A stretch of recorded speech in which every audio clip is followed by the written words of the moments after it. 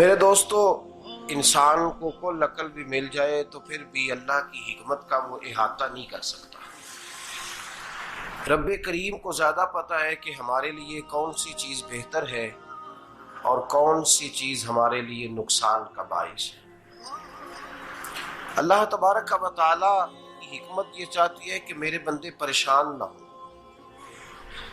رب یہ چاہتا ہے کہ میرے بندے کسی جگہ پہ بھی دقت اور پریشانی کا شکار نہ ہو، تو اللہ تبارک و تعالی نے راہ اعتدال اختیار کرنے کا حکم ارشاد فرمایا کہ تم اعتدال کے رستوں پہ چلو، معتدل زندگی گزارو، افراط و تفریط سے بچو۔ آج جس معاشرے میں ہم وقت گزار رہے ہیں، اس معاشرے میں ہم اس بات کو سمجھنے سے قاصر ہیں کہ اصل ہمارا مسئلہ کیا ہے۔ ہمارا اصل جو مسئلہ ہے اس کی شناخت ہمیں کیسے ہوگی اور ہم پھر اس تک رسائی کس انداز میں حاصل کر پائیں۔ ہم ہمیشہ اپنی آمدن بڑھانے کے چکر میں رہتے ہیں، ایک کام اور شروع کر لیں، پارٹ ٹائم جاب شروع کر لیں، کوئی سائیڈ بزنس اس کا آغاز کر لیں۔ ہماری جو دوڑ لگی ہوئی ہے وہ لگی ہے کام بڑھانے میں، آمدن بڑھانے میں، حالانکہ اسلام ہمیں یہ کہتا ہے کہ تو آمدن بڑھانے کے چکر میں نہ پڑ، اصل بات یہ ہے کہ تو اپنے خرچے کنٹرول کر۔ تنگ انسان وہ نہیں ہوتا جس کی آمدن تھوڑی ہوتی ہے، یہ توجہ کیجیے گا میری بات، یہ قیمتی بات ہے اور گفتگو ساری کا لب لباب ہے۔ تنگ بندہ وہ نہیں ہوتا جس کی آمدن تھوڑی ہوتی ہے، اصل پریشان وہ ہوتا ہے جس کے خرچے زیادہ ہوتے ہیں۔ اور ہمارا جو روزمرہ کا نقصان ہو رہا ہے نا، وہ آمدن کے معاملات میں نہیں ہو رہا۔ بنیادی نقص جو واقعہ ہو رہا ہے وہ یہ ہے کہ ہمارے اخراجات زیادہ ہیں، اور وہ اخراجات کسی اور نے نہیں بڑھائے، وہ خرچے ہم نے خود بڑھا لیے ہیں اور اب ہمیں اس کا نقصان بھگتنا پڑ رہا ہے۔ اور اگر آپ صحیح معنوں میں ٹٹولیں تو جو بہت امیر لوگ ہیں وہ تو ان خرچوں سے بچ گئے۔ میں نے بہت سارے ایسے ختمات میں شرکت کی ہے، میں بہت ساری ایسی جگہوں پہ گیا ہوں کہ جہاں لوگوں نے بڑا مختصر سا ختم دلایا ہے تو ہو گیا ہے ختم۔ ختم کے معاملے میں کب کسی نے پابندی لگائی ہے کہ اس میں 200 آدمی شریک ہوگا تو تب یہ سال ثواب صحیح ہو سکے گا؟ کون کہتا ہے؟ یا شادی کے موقع پر اگر سارے بہن بھائیوں کو نہ بلایا گیا تو میری شادی پایہ تکمیل تک نہیں پہنچے گی، اس میں برکت نہیں ہوگی، یہ کس نے فتویٰ دیا ہے؟ معتدل زندگی کا اسلام حکم دیتا ہے۔ میں پڑھ رہا تھا کہ ایک بہت بڑا صدر ہے، غالباً سوڈان کے صدر کی بات ہو رہی تھی، تو اپنے بیٹے کی بارات لے کے گیا تو 4 لوگ گئے ہیں بارات، اور 15 لوگوں کا اس نے اہتمام کیا اپنے گھر میں کھانا کھانے کا۔ تو کیا شادی ہو گئی کہ رک گئی؟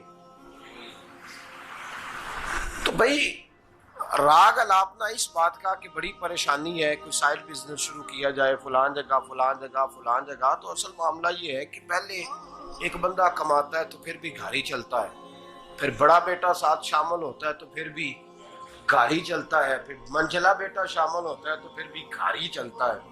جو رونا دادا جی رویا کرتے تھے کہ بڑی مصیبت ہے، بڑی مشکل ہے، گاؤں میں رہ اکیلے ہوتے تھے اور وہ 5 بچوں کو اور 4 بچیوں کو وہ پالتے تھے، تو جو وہاں پریشانی تھی وہی آج پریشانی شہر میں آ کر پڑھ لکھ کر موٹی تنخواہ لے کر وہی پریشانی ہمیں ہے۔ تو میں جس نتیجے پہ پہنچا ہوں اس کو پڑھ کے، قرآن مجید کی چند آیات کو دیکھ کر اور اس مفہوم کی جو حدیثیں کتب احادیث میں پائی جاتی ہیں اور ہمارے بزرگوں نے ہمیں جو مزاج اس حوالے سے دیا ہے، میں اس نتیجے پہ پہنچا ہوں کہ مسئلہ آمدن کا نہیں، مسئلہ خرچے کا ہے۔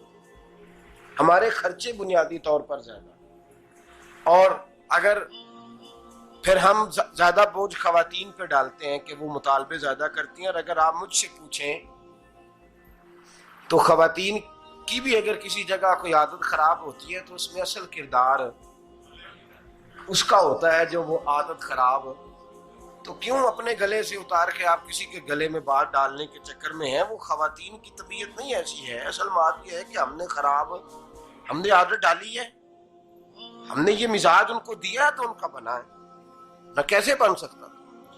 تو اعتدال جب تک زندگی میں نہیں ہوتا، پانی پیاس بجھاتا ہے لیکن ایک گلاس ہی ہو تو پیاس بجھاتا ہے، بالٹی کو منہ کو لگائے گا تو کپڑے بھگو دے گا اس کے. حالانکہ پانی بری چیز کا نام نعمت ہے نا بہت بڑی اللہ کی، لیکن پیالے میں ہی اچھا لگتا ہے. کوئی مٹکا منہ کو لگائے گا تو تانگ ہوگا، پیالہ ہی بہتر ہے اس کے لیے. تو میرے دوست، مٹکے سے بھی بعض اوقات کام چل جاتا ہے، لیکن اگر کوئی کہے نہیں مجھے دریا ہی چاہیے تو اس کا تو گھر بہ جائے گا، سارا گھر بہ جائے گا اس کا. ہمیں دریا قابو کرنے کا موڈ بنایا ہوا ہے تو اس سے گھر بہا کرتے ہیں، اس سے گھر بنا نہیں کرتے. گھر پیالے سے پانی پینے سے بنتا ہے. اگر تو دریا پہ قبضہ کرنے کا موڈ بنائے گا تو گھر بنے گا نہیں، گھر بہ جائے گا. آگ نہ ہو تو کھانا پک نہیں سکتا، لیکن ہلکی آنچ سے کھانا پکتا ہے. اور اگر آنچ تیز کر دی جائے تو جی قرینے قیاس بات کر رہا ہوں، میں عقل سے ماورا نہیں کر رہا. قرینے قیاس سمجھانے کے لیے مثالیں دے رہا ہوں. ہلکی آنچ پہ کھانا پک جاتا ہے اور آگ تیز ہو تو کھانا جل جاتا ہے. تو کھانا اتنی دیر کھانے کے قابل رہتا ہے جب تک وہ ہلکی آنچ پہ پکتا ہے. تو جتنی مرضی تو کہتا ہے نہیں میرا گزارے نہیں، آگ تیز ہونی چاہیے، تو میاں جل جائے گا، جل جائے گا. ہوا نہ ملے تو سانس نہیں آتی، ٹھیک ہے؟ آکسیجن نہ ہو تو سانس، ہوا نہ چلے تو گزارا نہیں ہوتا. لیکن اگر تیز چلے نا، اگر تیز چلے تو آندھی اور طوفان بن جائے تو چھتیں گرا دیتی ہے، جانیں لے لیتی ہے.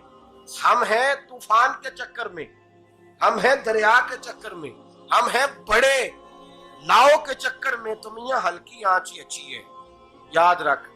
اور ایک گلاس پانی کا اعتدال سے ملتا رہے تو وہی ملتا رہے، ضرورت کے وقت وہی بہتر ہے. تو پورے دریا پہ قبضہ کرنے کا پروگرام نہ بنا، تانگ ہو جائے گا. اور میرے عزیز یاد رکھ، ہوا سانس لینے کے مطابق ملے تو وہی اچھی ہے، جو سانس بند کرنے پہ آ جائے وہ ہوا اچھی.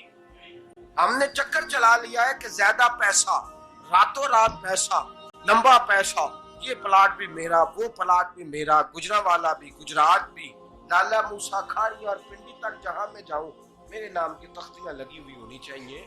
اسلام منع